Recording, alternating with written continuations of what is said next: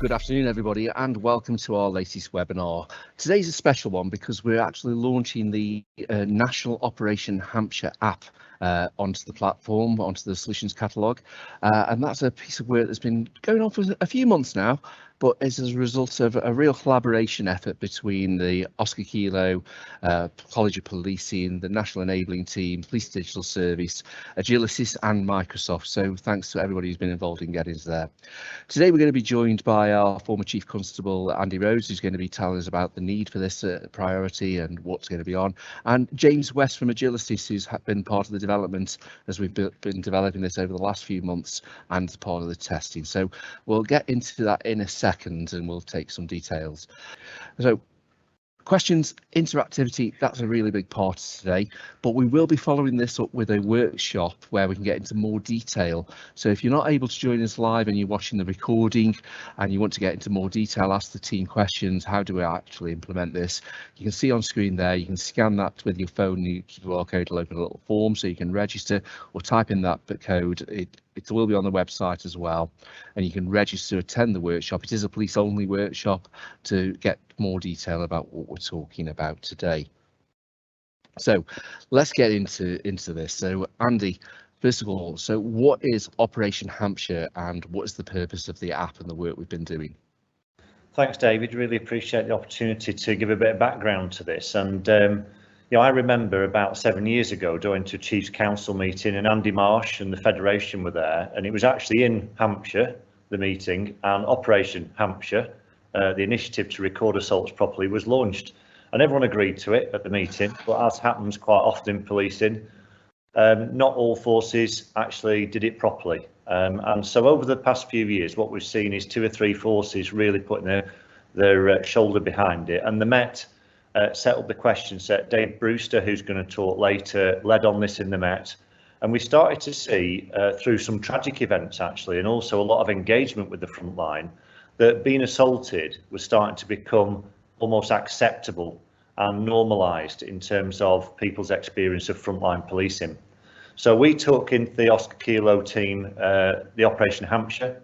It's on the frontline review, and it now features a priority on the police covenant, which effectively is going to be enshrined in law. So this is serious stuff that we need to get right. And one of the figures that I'm talking a lot about at the moment, David, is that by 2024, 40% of all police officers will have less than 5 years service. So I'll repeat that, right? By 2024, that's in a couple of years, 40% of all police officers will have less than 5 years service. And if you roll that into response, it's probably going to be 60-70% at least, yeah? Very inexperienced frontline. So what are the 3 things that I think the app is going to bring to us? The first is that we have no national picture of the totality of assaults. We have anecdote, we have voice from the front line telling us what's going on. We have no data to talk to stakeholders about. And this is important for us in terms of talking to the public, people who provide us with funding, about what really is going on the front line. So we've got to get that data and we've got to get it sorted out. Because we haven't got complete data, we've no way of feeding it all back into training, equipment, repeat assaults, which individuals are repeatedly getting assaulted. And Dave's experience in the Met is that quite a lot of this happens in our own buildings, in custody suites. So there's far more we can control if we know actually what the evidence is telling us, and we need to get the data collected consistently to do that. And finally, and I think this is the one that people don't really talk about very much, is that British policing is still admired across the world. We have our ups and downs, but we are largely an unarmed police force. And we rely, and the public relies, on us being able to get close to them, to talk to them, to speak to them, to support them, unlike in some other countries where we're fully armed. And it's become quite normal for some members of the public to film police officers and police staff being assaulted, put it on YouTube as if it's some sort of spectator sport. Totally unacceptable. This is about where policing sits in society. So if we want to continue with an unarmed police force, we have got to make sure that the people who assault our staff get the right sanctions and feel the full weight of the law. And to do that, we need the data.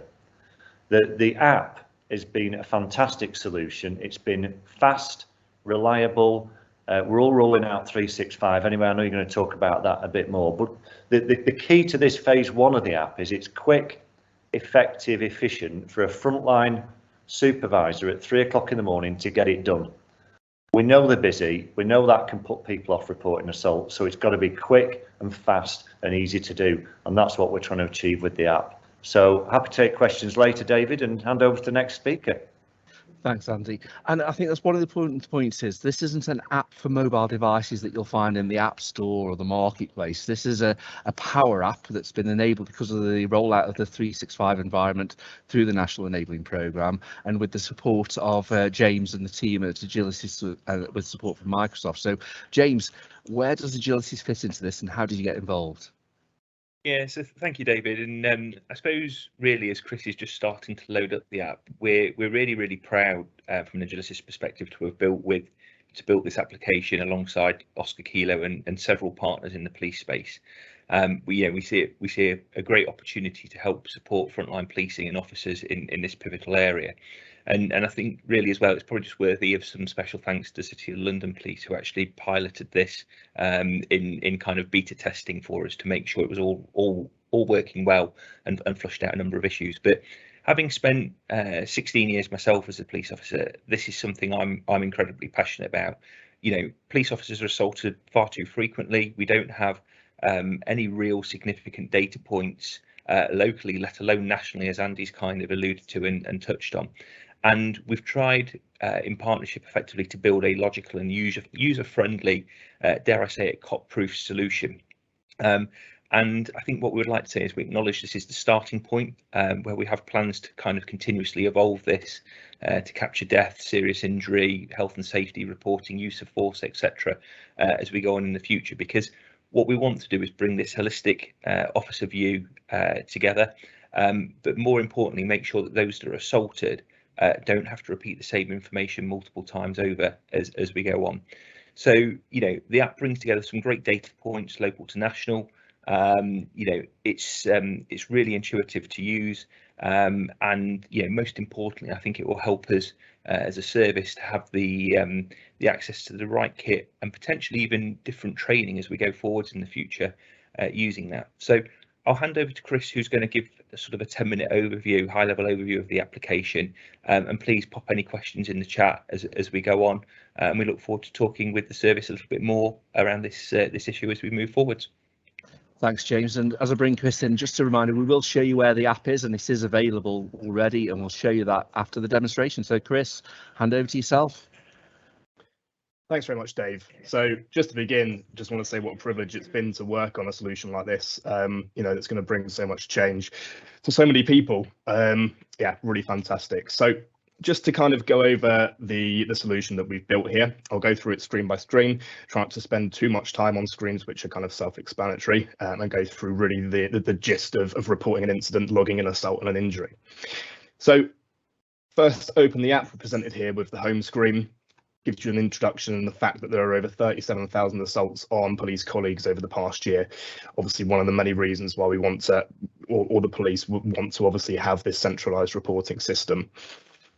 Got an application guide here on the left as well, which will talk you through all the steps for using the application. So from step 1, reporting an incident, step 2, adding a victim and assault details, step 3, adding an injury if relevant, and step 4, you know, incidents involving multiple assaults. And it just specifies as well the red warning icon, which will appear against an assault victim if they have suffered multiple assaults. So it's quick and, you know, an easy visualization to see quickly that that person has been a repeat victim. So if I show you how we would go about reporting an incident. So you'll notice here it populates automatically with the logged on user in reporting user, but you can change that. So if I just show you that drop down there, you can select, you know, another person to say that has reported that incident. So I'll log an incident for today. We can choose our hour and our minutes. And I've got a C&C reference there and a crime reference to put in as placeholders. You'll note the starred fields are mandatory fields. Those that are not, obviously, are not. Type of call or interaction, we'll say domestic incident. Just to highlight here as well that if you do select something like a pre-planned operation, you'll get another drop down appear for the pre-planned operation name. But if you don't, Of course, you won't. Incident location, so we'll say that this one occurred in the street. Was it hate crime related? If you say yes, it will ask you for the hate category, so race, religion, sexual orientation, disability, age. If you say no, of course, it won't. I've just got some pre-planned comments to add in here as well, which is where the supervisor will just add in some additional comments relating to the incident, which aren't covered by the kind of drop downs. So once you're ready, we can click either save here if there's no assault that is related to this incident. However, if there is an assault, you'll see here save incident and log an assault. So if I go through and do that,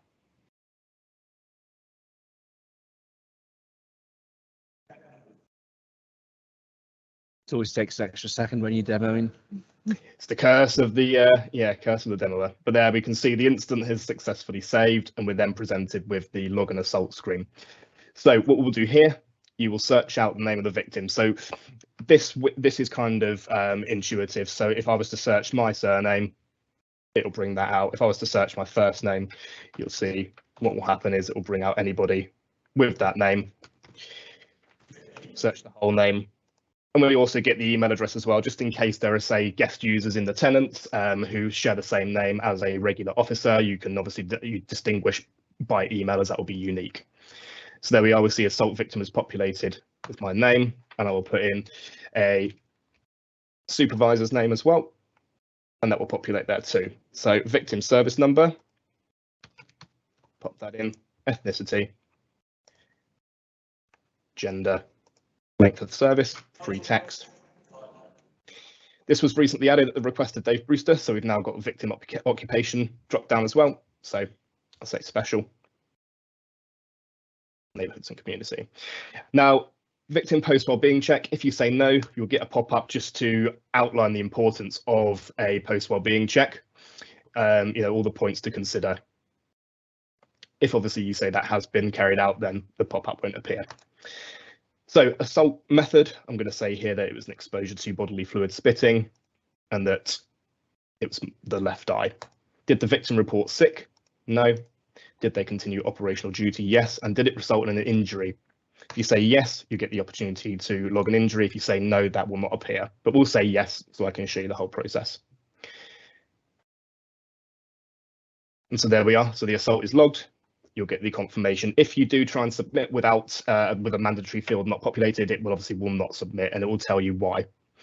So we'll say injury assessment severity. We've got a minor injury. Injury type, I'm going to put blinding.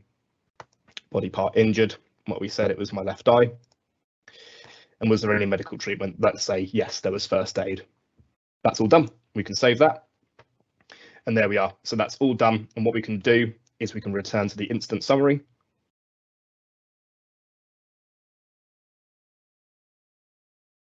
Which will then give us an overview of the incident we've just logged. And you can see here that it's been flagged because I'm a victim of multiple assaults, because I've obviously tested this many times. But again, it's just a good visual indicator of that person being a repeat victim. So that's the reporting process. What we've then got is we've got a view all instance section. So this is exclusive to managers. If you try and access this and you do not have the role of manager, then you'll get an access denied message. But if you do have the role of manager, then you can go through and you can view all incidents. It will automatically default to 7 days in the past, but you can take this back however far you want. So if I say September, we'll see that the list will populate with far more entries. You can also filter by location. So if you want to look at incidents that have occurred within police buildings, you can do so and it will filter. Or if you have a specific incident reference, then you can filter by that as well. Clicking the icon will take you into that incident and give you all the details of that. So we can see here that's the most recent one that I've just put in, and it will allow me to go and access all the details of that. What we've also got is assault search. And so if you want to search a particular assault or a particular victim, you can do so by typing that person's name. Again, intuitive. So if I was to search CH, it would come up with anybody whose name begins with those letters. And there you are. So you see you have all of the assaults relating to this assault victim. And again, if you have a particular assault reference that you want to check, then again, you can do so. And it will filter by that, as you can see. Again, this is exclusive to managers, so if you access and don't have the role of manager, then you will get an access denied error message. Post-assault wellbeing, so just some information here, why submit this information, the importance of 5 minutes and a post-wellbeing guide. Some really important, powerful information for people to scroll through, again, which highlights the importance of this solution and highlights the importance of this data being reportable. So you can just click through here and get all of that information as you need. Statistics. So what we've got here as well is some lightweight statistics which are built into Power Apps. This is not, kind of a replacement for Power BI, because nationally the statistics and the data can be plugged into Power BI and reported on through there. But locally, we've got this information. If you're a manager, you can view by any user. If you are not a manager, it will show statistics only for the logged on user. So if I show you statistics by user, I can search a username because I've got the role of manager. I can run a report, and it will show the details for that user. So you can see I've had 6 different assault methods and 11 assaults in total. I've had 9 injuries, 9 assaults causing injury and 2 that did not, and so on and so forth. We've got various other parameters here, just kind of drilling down to it in a bit more detail. Assaults by method. So here's the different assault methods and the count. Injuries by type, and the instance that I've physically reported. So I've reported 10 incidents in 10 different locations and 52 incidents in total. What we've also got is statistics by a date range. It will default to a period 7 days in the past and today's date, but you can swap that back to anywhere you want. Run the report. And again, very similar thing, but it will obviously do it for the date range for all victims. We've then got instance by location, instance by call type, assaults by method, and injuries by type. So again, as I say, not a replacement for a Power BI dashboard. We all know how much data and how much kind of granularity you can get in those, and nationally that's probably where the data will go. Last of all, we have a contact screen. So if you have a general inquiry, you can submit through here. So again, pre-populates with the name of the logged on user and that person's email address. Input a mobile telephone number,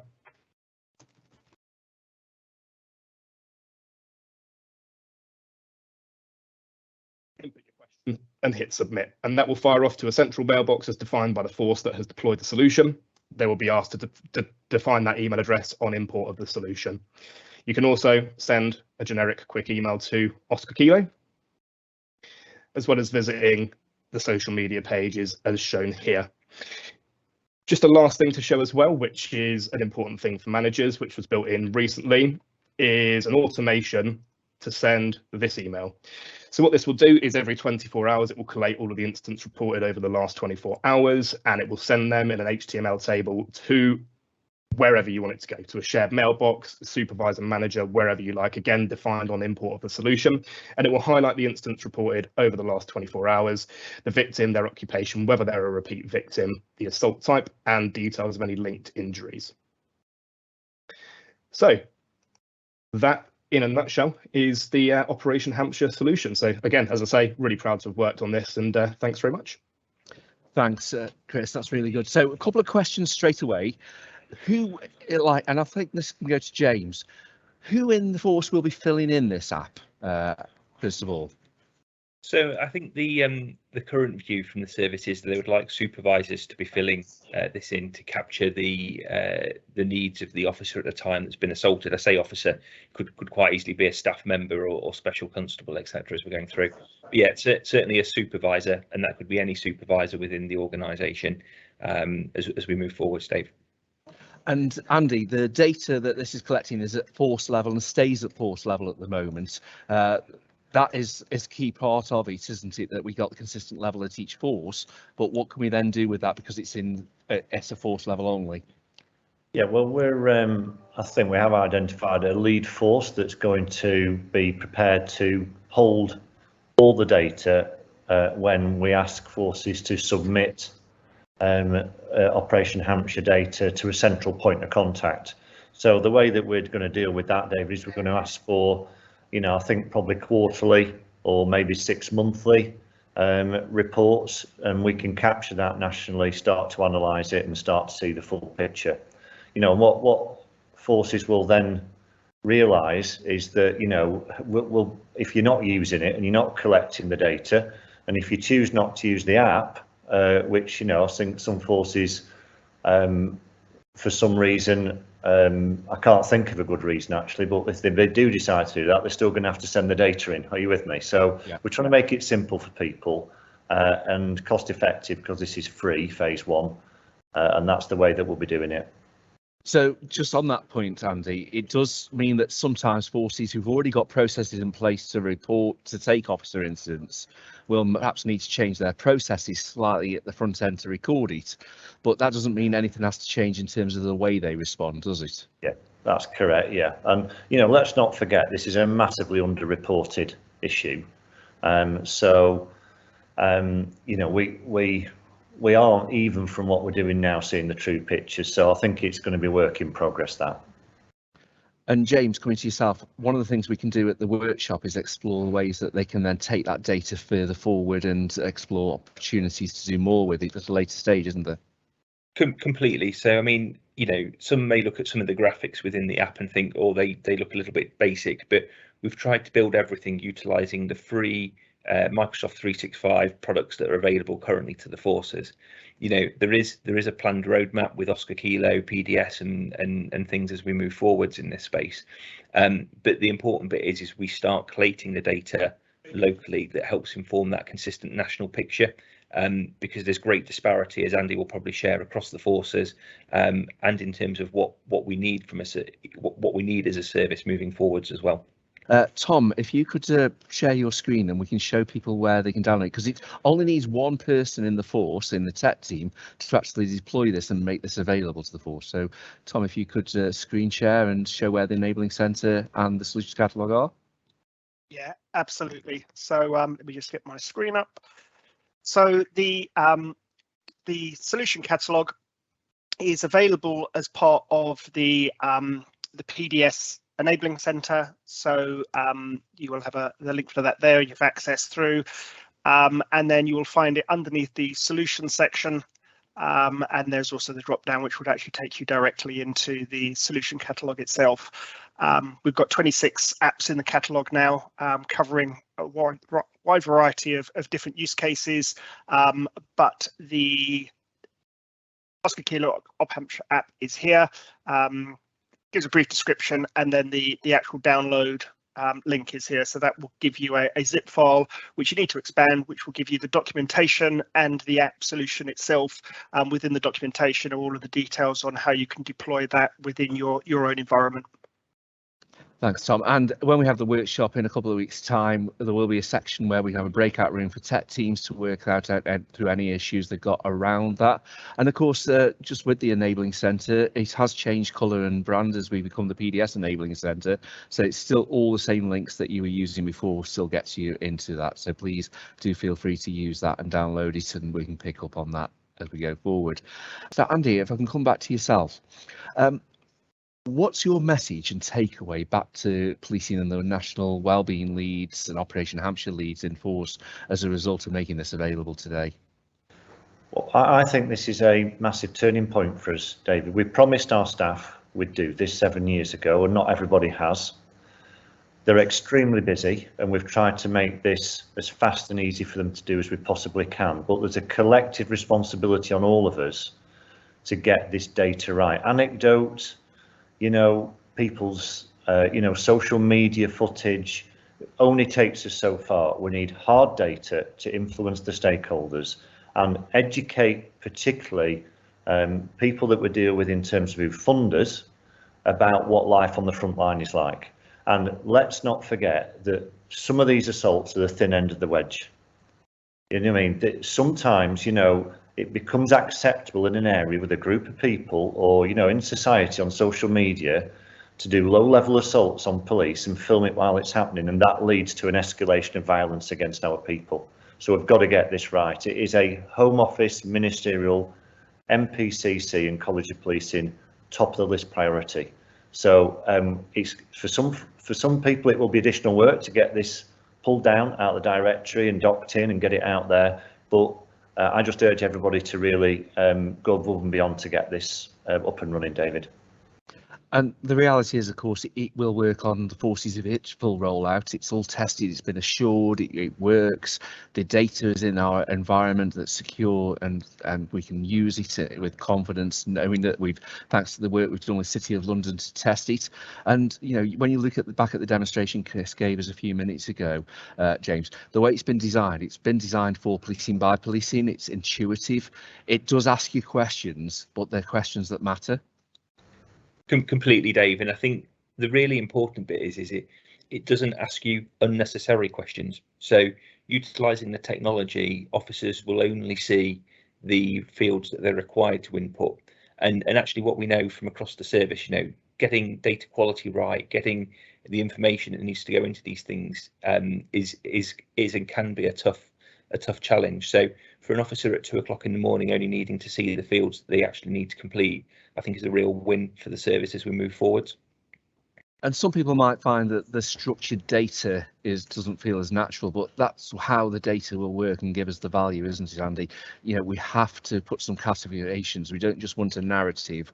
If we've got those classifications, those fields to work on, it allows us to take action. It could be as simple as changes to uniform or training, couldn't it? Yeah, I mean, there are police forces around the world that are doing more than we are around kit, and also the environment, particularly in custody suites, than we do. So, you know, you will find some forces, because lower leg injuries are very common. Dave will say on his analysis that they found out that huge amount of injuries are lower leg, and, you know, the kit that we can lobby for to get better kit that's more protective will follow on from the evidence that we get from this. So, you know, that is quite commonplace in some police forces that we speak to across the world, and I think that's a real opportunity for us. Thanks, Andy. We are running out of time, and now sadly my screen's caught up with me and I can see the dozens of questions that have come in. So what we'll do, we'll wrap it up there, but we'll download all these questions and we will use that to help form the workshop. So please come along to the workshop so we can really get into the detail of how we can support policing to adopt this in their force area and build that forward. I really want to thank James and Andy and Chris for helping to support this and to get to the point that we've been able to develop it.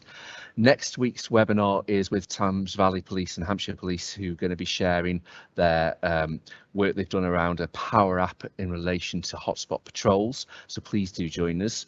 Last week, if you joined us for the Stop Search Workshop scrutiny webinar, we've got a workshop on that coming forward. And then on the 23rd of March, we're actually going to be sharing some of the lessons learned from the NEP for forces and change programs, and what we found over the last few years of delivering the 365, the NMC and the IM solutions, and what learning that could be to take forward. And the same day we're having that Operation Hampshire workshop. So there's a lot more coming as we get closer to. So thanks for all your questions and contributions today. Sorry we haven't got to them all, but that just shows the value of this and the workshop. Please register for it.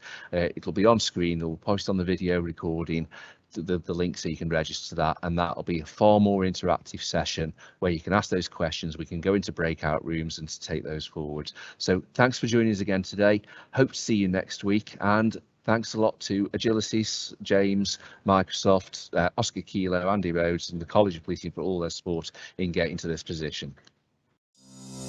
Thank you. Bye.